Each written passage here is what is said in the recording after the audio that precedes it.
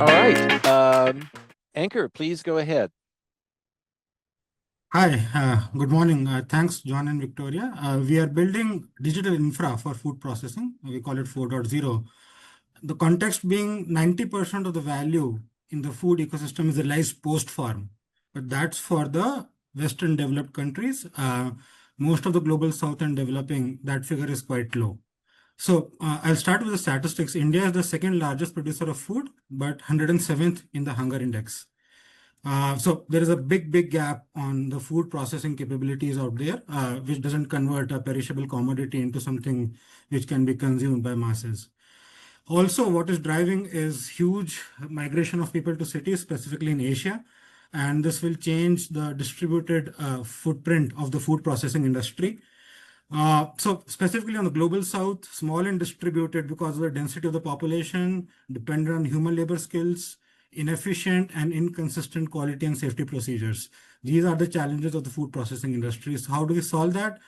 There is a food production AI-enabled ERP that talks to the AI devices. These are AI workstations. And they also talk to the mobile app and they get implanted in a digital infrastructure. So these devices, they do the job of computer vision, they do the job of food weight, they do the job of food IR, and they have edge AI to take a decision on go, no go, and guiding the staff on how to process the food.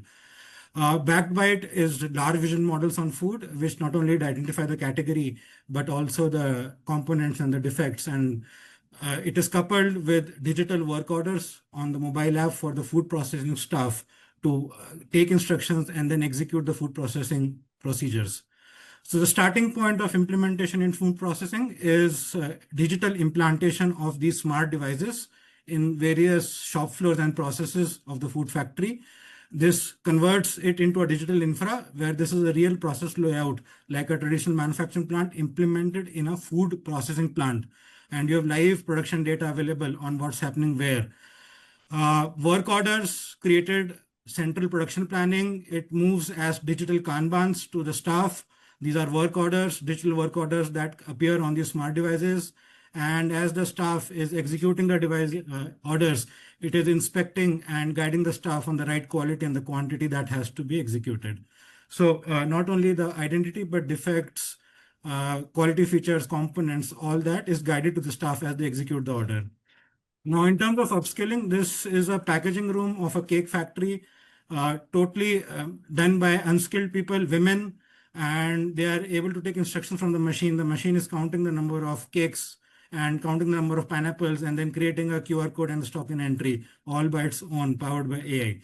So this is how sort of a semi-skilled workforce is able to create an impact in terms of contributing to the food processing ecosystem. More examples I'll play very quickly, but this is a packaging station where jar cakes are going out. This is another line where it's integrated with the conveyor belts. It's inspecting the food items as they go out. This is another example where there is filling of hot food in these are catering boxes, and then it checks the amount of chicken and then the curry or the egg and the curry, and then it prints a QR code for the camera that goes out. So these are the QR codes they are generated. These are the packaging reports. Now moving to the inwarding, as commodities come into the devices, they are integrated. So the main factory's ERP is talking to these machines as vendor orders, they invert the quantity, create QR codes for whatever is coming in. So invoicing, payments, all that is integrated automatically via AI. So this is how the visual grading of quality and quantity happens for the incoming goods. Then all the dry goods, they get labeled by the mobile app. Quality processes are all digitized in the mobile app. Workers get work orders on their specific sections in the mobile phone, and they scan and issue the inventory from the warehouse. So there is real-time inventory in food processing because they're scanning the QR codes and taking the right inventory for their particular batch of production only. So now we move to recipe. They get clear instructions on how to Anchor, execute. that really is sort of time. Can you go to the last slide? Yes. I mean, we get the sense of this. So it. Yes, so I think I'm done. So just winding it up. So the packaging distribution, traceability of the entire stack. This is what is covered. Production costing reports are real-time. Real-time inventory reports are there. inventory dashboards, quality dashboards. So that's where it is. We have processed almost 10 million SKUs, 16,000 tons of food, 23 million QR codes. That's what you see on the right. That is what we do daily. And we have 146 plus processing centers on our platform and 1,300 plus workers which are digitally empowered now. So that's where I'd like to end, open for questions. Okay. Just a couple quick questions. Yes, John. No, I mean to the judges. Okay.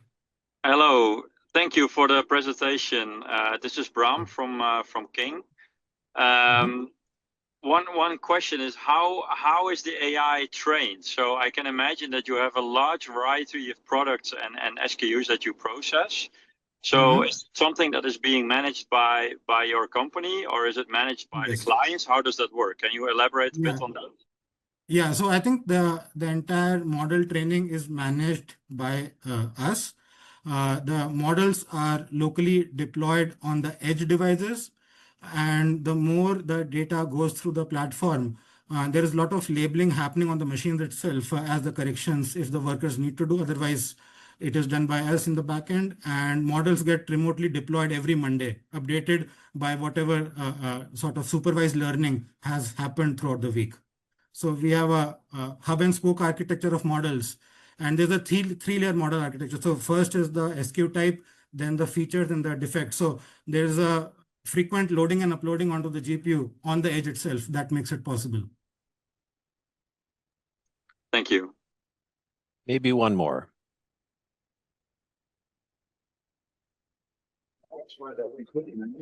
Hi, do you hear me? This is Norbert speaking. Yes, this is Norbert. Yes, Go ahead. Yes, perfectly. Ankur, thanks very much for the impressive presentation. How many of your, say, platforms do you have in place now? I read in the papers it was 5, but it looked like even more than 5. Yeah, so we are at 146 centers, and each of these have multiple deployments. Okay. So in which phase of like the startup would you put yourself? Are you still in the startup or scale up, or already are you already? We are around $500,000 of annual revenue. So it's a startup, early startup stage only. Okay, thank you very much. Yeah. Okay, if nothing other pressing, thank you, Ankur, very much. Michael, if you would prepare, I just want to ask the judges really quickly if you have your score sheets. There's a shared Google sheet that I emailed to you just a little bit before we started. In your calendar invite and in the update to that, you'll see the link to the Google sheet. If you don't, we can share that with you presently. And with that, Michael Gordon from Blue Tree Technology is next.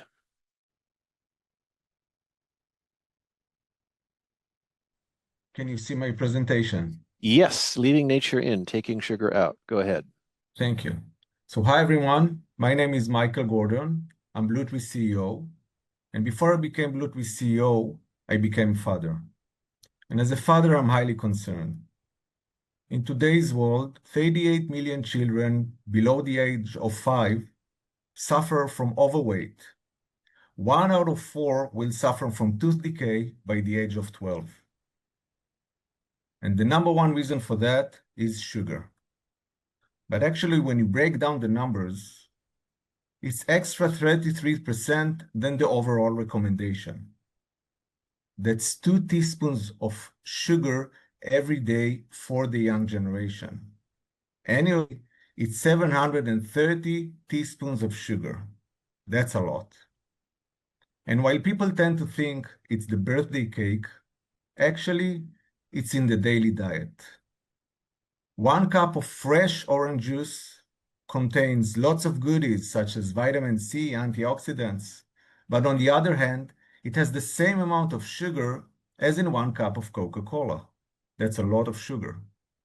Our solution is a sugar removal platform without any additives. We designed a patented technology that enables manufacturers to remove sugar from natural beverages, naturally occurring sugars that are removed, and by the way, they can be reused for other purposes. You might ask yourself, what about the taste? So we've made a comprehensive market research where we found that consumers told us that compared to the regular juice, the sugar-reduced version tastes the same. Our solution is a turnkey platform that can be easily integrated in every manufacturing line. It's a process our engineers developed that can be integrated in juice lines, dairy lines, and every natural beverage.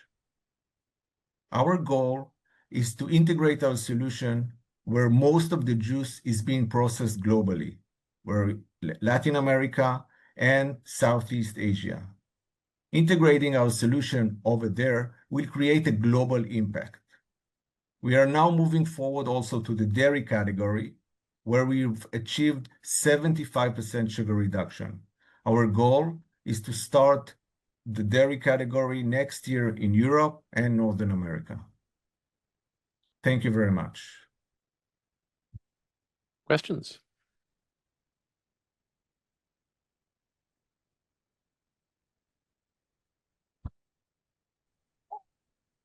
It's Norbert again. Thank you very much, Michael, for your very comprehensive and sorry for not putting on the video. I have very poor Wi-Fi here, but I just have one question. Now this award is around digital solutions. Where is like the digital solution integrated in your system? I like your solution, I like your removing sugars, but I didn't get the digital part of it. Thank you for your question. The criteria is digital and processing solutions. We are analyzing the sugar content in line, and we are enabling manufacturers to choose how much they want to remove during the process for each fruit. It is done during the process using our unique technology, and this involves a continuous solution that is designed after using techniques that involve engineering processes. Okay, thank you. Thanks very much.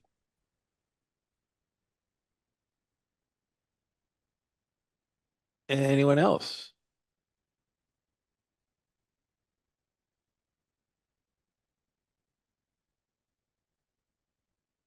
Okay, thank you very much, Michael. We have Michael Gordon. We have Michael Schalchi up next with Food Vision. Yeah, thanks a lot.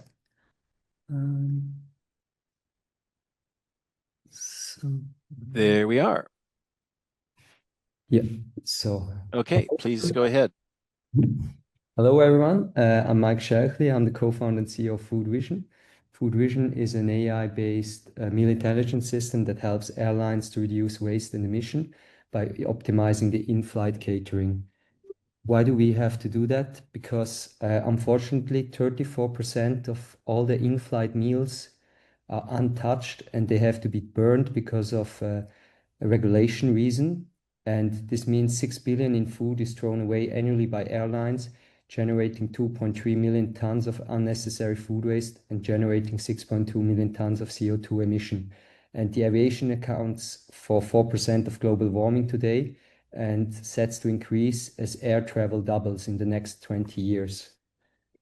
We tackle this problem with our camera and AI solution, where we help airlines to cut the waste and the emissions and the cost. So we use 3D cameras and AI to measure each tray post-flight, and then we can see how many untouched trays come back and give the data to the airlines. So we're also able to identify with the AI the cabin class and the route, so we can tell them exactly at which flight they throw away how many meals.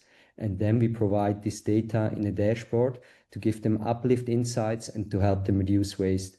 We're currently measuring over 15,000 meals per day at Zurich Airport, and we're helping the airlines to reduce food waste by up to 60%.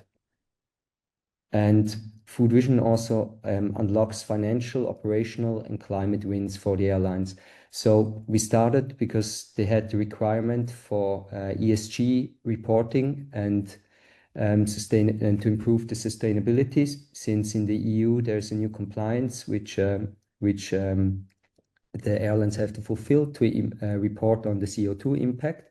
And then we also reduce the waste by up to 60%, which can lead for the airlines up to 2 million annual savings for a mid-sized airline. And like this, we enable basically smarter catering decisions for the airlines with using real-time waste insights to optimize the meal planning per route and cabin class.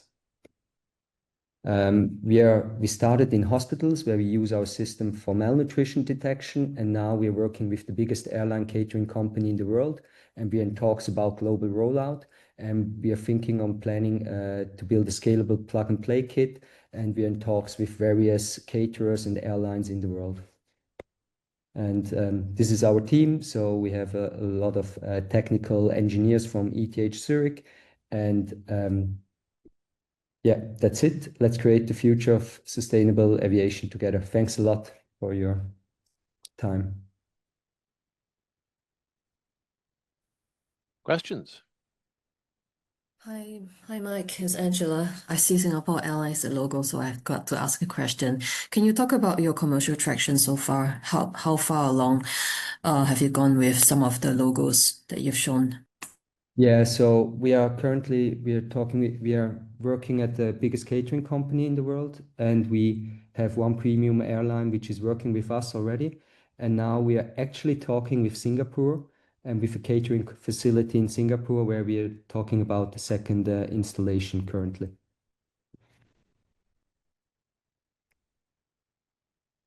Thanks. Hey, Mike, this is Bram again. Thank you for your presentation. Where do you see the biggest challenges in scaling your business on the technology side? Or maybe it's not technology, but it's a different aspect. Yeah, that's a really good question. So as we talk with the caterers, they don't see the technical, they don't see a technical issue. It's more like how scalable can we build the solution. So when you work with the biggest one already, so they're not so interested about the details of how exactly the AI works. They believe that you can do it. But what they want to see is how fast can you scale it within 50 to 100 or 200 operations. And this is where our team is currently focusing together with them to focus on the rollout, basically to 50 locations. And just to add to that, is there a lot of, let's say, resource or time from people incorporated in that? So is the bottleneck the amount of people you have available to be able to scale this?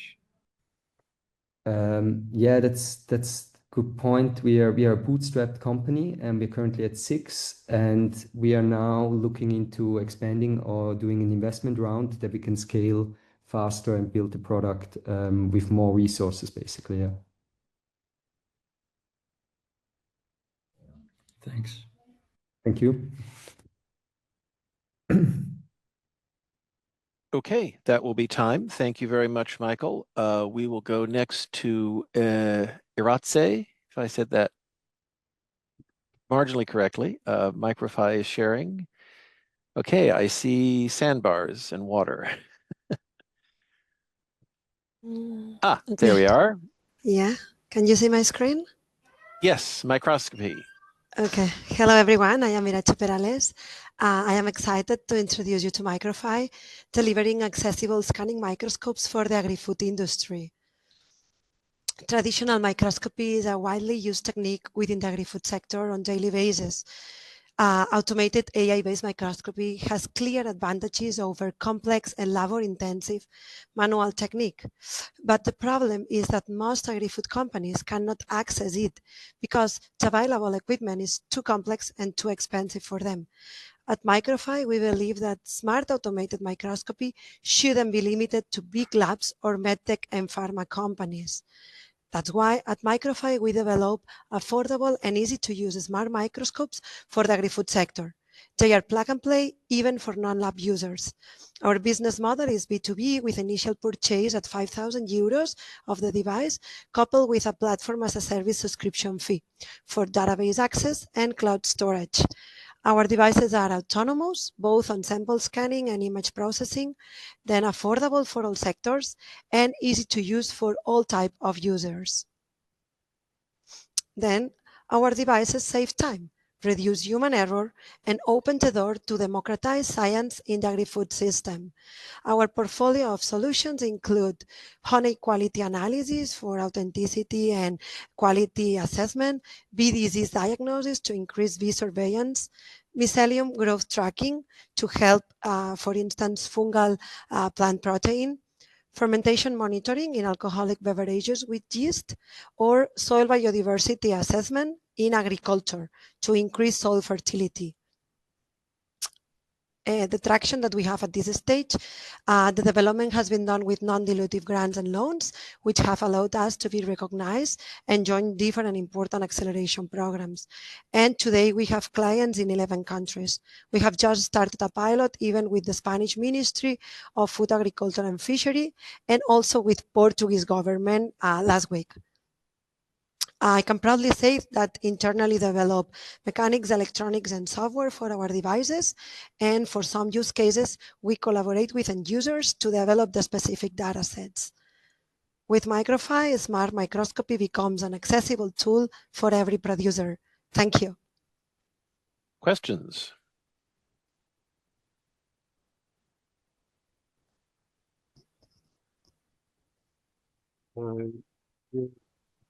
Jean-Michel? Yeah, like, Ooh, not hearing your audio very well. No. just a minute. How's this? Is that better? Oh, that's great. Yeah.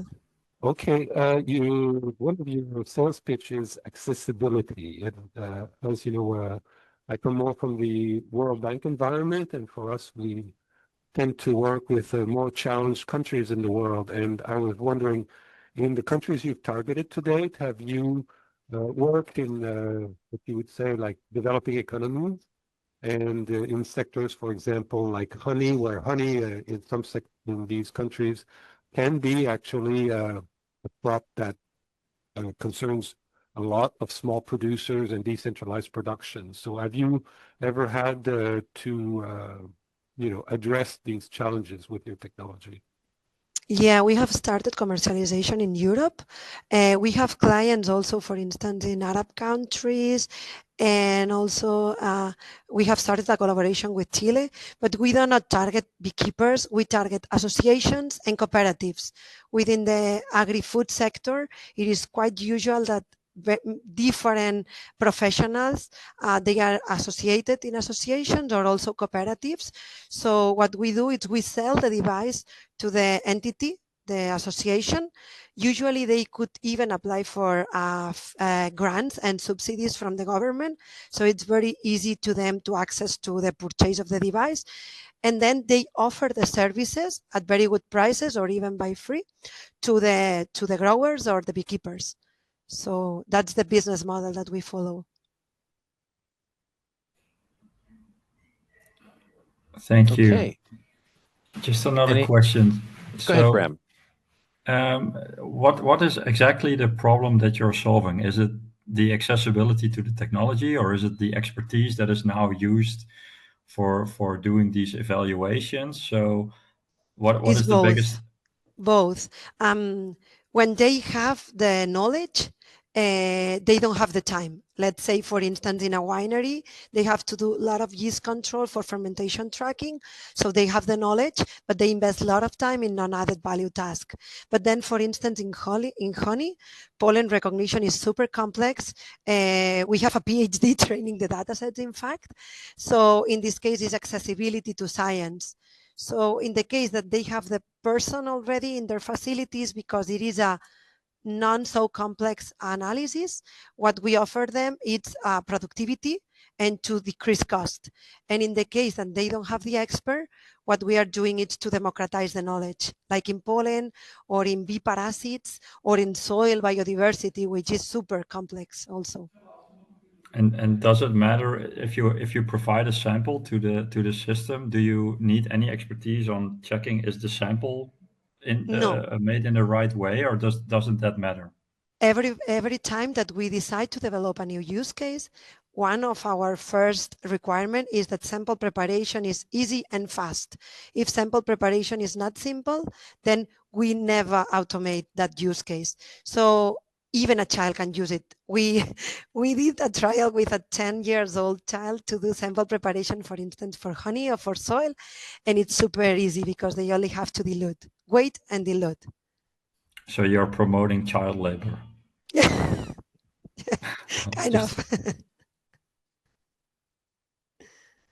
Okay, on that, we will call time. Thank you very much. Koji is up next. Who is, we have several of you. Oh, Juan, you're presenting? Yep, let me know when you Okay, can you go. my screen. It's starting. And salt, a millenary ingredient. Perfect. Okay. Koji, please go ahead. Salt, millenary ingredient that has helped humans survive thanks to food preservation and flavor, but not anymore. Over 85% of the global population consumes double the recommended sodium intake, resulting in 2 million preventable deaths per year.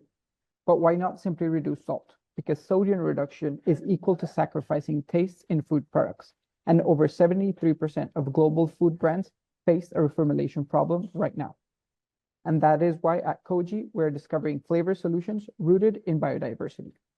Thanks to our novel platform technology that discovers new flavors with the help of regenerative agriculture, precision fermentation, and artificial intelligence. How do we do this?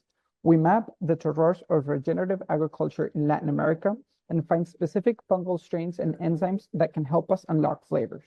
Pair 1 and 2 together with over 3 years of data, and we can have flavor solutions that are applicable for animal products, coffee and cacao, baked goods, and the plant-based industry. We can do this thanks to advanced bioprocessing for flavors, basically strain and substrate matching that can generate flavors via solid-state fermentation, and the biocatalysis step offering processing aids and flavor complexes adapted to the needs of our clients. And what are the key benefits of our ingredients? We can reduce salt without compromising taste. That can generate over 7,000 preventable deaths in Colombia alone. We are 90% more efficient in terms of processing time that can generate significant energy savings in production processes for our clients.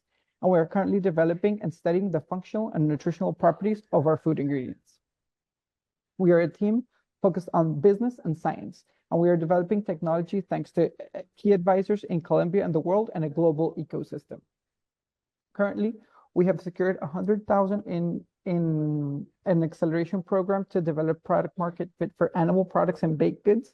And with your help, we can unlock coffee flavor enhancement and deeper research in functional properties of our ingredients. So this is my invitation for you, that we can discover new flavor solutions through biodiversity. Thank you. Questions?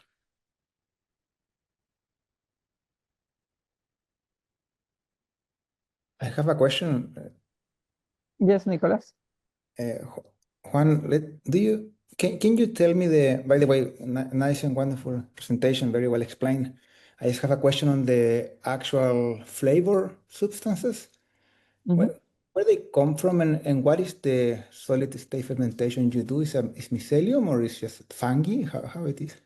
So basically we match strain and substrate so that we can unlock flavor from regenerative agriculture, empowering actually regenerative agriculture producers that cannot scale their current food products, like food raw materials to the industry, but actually unlocking the key flavors. So we're focusing on peptides and small molecule technology that can replace salt and traditional flavor enhancers.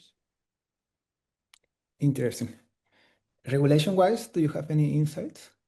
In terms of regulation, our solutions are actually offered as natural flavor enhancers, and that is part of the acceleration program that we're working on with Eatable Adventures, so that we can accelerate regulation and not be considered a novel food, as our inspiration is Asian umami, and it's like the fungal workhorses that we are using right now have been used for over 2,000 years in Asia. And what we are doing, thanks to our technology, is optimizing these fungal strains to Western products like animal products, food, coffee and cacao, and the baked goods industry. Thank you, Juan. Great work.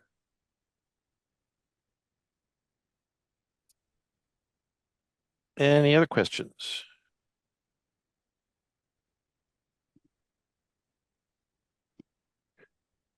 Okay, thank you very much, Juan. And next up will be Elad with Clarifresh. Hey guys, I am trying to share my presentation. Yeah, I'm seeing the overall, and there it goes to continue to share this PowerPoint window. Is Yeah. that on my side? Oh, yeah. Okay. Yep. We good? All right, Elad, please go ahead. Perfect. Hey everyone, I'm Elad, CEO and co-founder of Clarifresh. Very pleased to be here. At Clarifresh, we're building the world's first AI-powered quality management software for the fresh food supply chain. 7 years since founding the business, we're very proud today to power the quality control for some of the world's largest brands, such as Dole, Zespri, Sunkist, and many others, and sponsored by leading investors as well as the EU Horizon program. We're trying to help the $2 trillion fresh produce supply chain to reduce the waste and create a more sustainable food ecosystem for our children. Now let's talk a little bit about the problem we're trying to address. The fresh produce supply chain suffers from a staggering 45% waste. There are multiple reasons for this waste, but there is really one big common denominator, and that is what the industry calls quality mismatch, which is driven primarily by lack of transparency between sellers and buyers across the entire supply chain. And this is essentially where we're coming in. We're solving those issues by building a software platform that is doing the following 3 steps. Step number 1, we invented a language. And through the Clarifresh language, we are digitalizing the entire quality control processes across the supply chain. And by that, we create one common language to communicate and evaluate quality. Step number 2, that's where the AI comes into the game. We developed in-house computer vision technology that allows us to automate the actual inspection process through a mobile app, removing the human subjectivity out of the inspection process. And the third step is actually generating real-time actionable insights so decision makers can make decisions based on data rather than based on the intuition of the QC manager. The ultimate result is a reduction of approximately 20% of rejections and waste for our customers. And I'll finish up with our vision. Our vision is really for the industry to run all of its quality control on a single, standardized Clarifresh platform. This would give access to many produce suppliers that lack access today to large buyers and result in a more efficient and sustainable supply chain. Thank you. Happy to take questions, guys. Go ahead, please, judges. Thank you, Elad, for the presentation. Some big names out there, really, really impressive. I've been to some of those clients, and the circumstances there for the environment are quite tricky, like outside, inside, lighting conditions, rain, moist, etc., etc. Could you maybe elaborate a bit on how you handle that with the tool? Because who are the people using the app, for example, and how do you cope? Do you see that as a challenge, the different circumstances that you're working in with the app? Yeah, it's certainly a challenge, which is probably why we're the first one in the world to try and build in a mobile device. So just to explain to everyone on the call, you guys can see the supply chain literally from the seed developer, let's say a Bayer, down to a front store of a retailer, right? There are about 10 inspection points in the supply chain today where there is a sample-based quality control taking place, usually 1 to 2% of the supply. Today, it's being done the same way it's been done 75 years ago. An inspector with size rings, color palette poster, everything, all the judgment is manual and obviously subjective. That's what we are substituting. We are automating those processes. We're giving a mobile device for the hand of the inspector So she can do it 2-3 times quicker than today, but more importantly, she can rely on the computer vision technology to analyze external attributes like size, color, stem color, and now we're working on automating defects. The challenge is, as you mentioned, the different conditions, because it could be different lighting conditions, different angles, different distances. And this is actually where our algorithm is coming into the play. It will work very effectively at about 95% of the situations. Only if there are extreme light conditions, very bright, or totally dark, it's not going to work well. But all 95% other cases, which are the majority of the situations across the field, pack house, and distribution center, it will work very well and will do a better job than essentially the human eye. That's really the goal.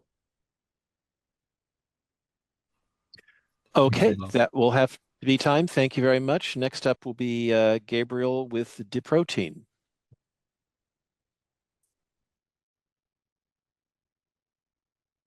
Sharing. See it. Can you somewhere down at the bottom is there you are. And can you hear me? I can hear you. So, Gabriel, please go ahead. Okay, hi. Well, my name is Gabriel Del Rio. I am the founder of Diprotein, Delaware startup that is addressing the fundamental problems of current protein sources, like the non-optimality of the composition on essential amino acids, the processing limitations for food production, the unsustainability of these sources, as well as the fact that 30 to 40% of the population cannot eat the current sources of protein by different conditions. I can explain that. And that is emphasizing a growing population. At Diprotein, we believed that the future doesn't have to follow the past. And because of that, we have designed a platform that combines computational design of proteins, cellular engineering, and precision fermentation technology that is helping us to create proteins that will allow specific food sectors to overcome the current limitations of proteins, such as the first one that I'm showing here, that is flavorless, is complete in terms of amino acids and balance in the composition, is non-allergenic, and is highly stable in a temperature and pH. The plans for Diprotein for the next year and this year is to offer free samples for early adopters that are willing to make tests with our protein, as well as to apply for the sanitary authorities in Mexico and in the US. The team that is developing this technology is composed by scientists as well as experts in startup and financial systems. Among the supporters of our efforts is the BC Fund in San Francisco Endurance 28, as well as the Good Food Institute, among other academic institutions. So at Diprotein, we're producing optimized proteins for human nutrition in a sustainable fashion. So let's make that future happen together. I hope that was on time. Yes, good. Questions, please.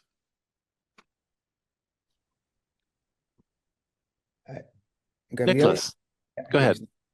Gabriel, can you explain me, is this cell culture or is any other synthetization method?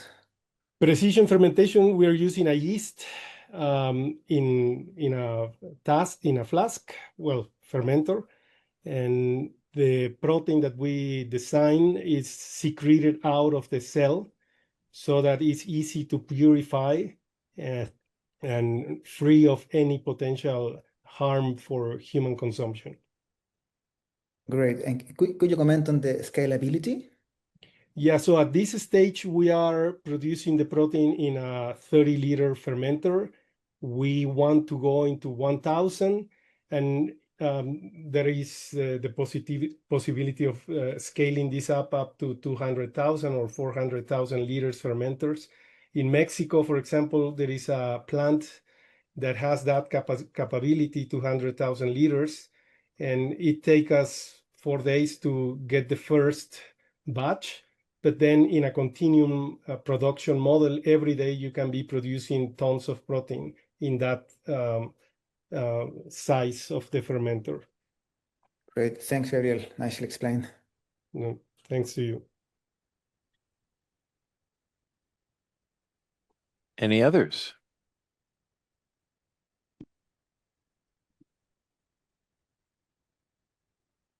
Okay. Okay, hearing none, I will thank you very much, Gabriel. Yeah, let me stop the sharing. That's it. Yes, great. So those are the pitches.